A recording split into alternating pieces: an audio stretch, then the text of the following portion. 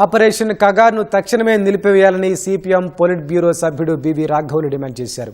దండకారణ్యంలోని ఖనిజ సంపదను కార్పొరేట్లకు దోచిపెట్టడం కోసమే కేంద్రం ఆపరేషన్ కగార్ చేపట్టిందని ఆరోపించారు. చర్చలకు సిద్ధమని మావోయిస్టులు ప్రకటించిన సాయుధ బలగాలతో కరెగొట్టును చుట్టుముట్టి ఆదివాసీలను చంపడం హేయమైన చర్యగా అభివర్ణించారు. ప్రజాస్వామ్య పద్ధతిలో చర్చలు జరిపి ఆపరేషన్ కగార్ను నిలిపివేయాలని డిమాండ్ చేశారు. ఆపరేషన్ కగార్ నిలిపివేసేందుకు విపక్షాలు కేంద్రంపై ఒత్తిడి తీసుకురావాలని బివి రాఘవులు కోరారు. ఆపరేషన్ కగార్కు వ్యతిరేకంగా సూర్యాపేట జిల్లాలో కమ్యూనిస్టు పార్టీ కార్యకర్తలు నల్లజెండాలు ప్రదర్శించి నిరసన చేపట్టారు. మావోయిస్టు పార్టీని అంతం చేయాలని, ఏకపక్షంగా గిరిజన ప్రాంతాలని చుట్టుముట్టి గిరిజనులందరినీ అడవుల నుంచి ఖాళీ చేయించి బయటకు వెళ్లగొట్టి వాళ్ళకి నిలువ నీడ లేకుండా చేసే ఒక ఆపరేషన్ క్లీనింగ్, మొత్తం ఆ ప్రాంతాన్ని మానవరహితంగా చేయడానికి చేసే ప్రయత్నం.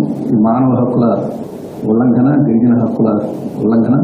చర్చలకు రండి, మేము మాట్లాడతామని చెప్పేసి చెప్పాల్సిన ప్రభుత్వం చర్చలకు వస్తామని చెప్పిన వాళ్ళని గౌరవించి పిలవడం మానేసి వస్తే రండి లేకపోతే పోండి అని చెప్పేసి పద్ధతిలో కేంద్ర ప్రభుత్వం వ్యవహరిస్తుంది. వెంటనే ఈ ఆపరేషన్ కగార్ని నిలిపివేయండి. హింసకి అవకాశం లేని పద్ధతిలో ఒప్పందం చేసుకోండి.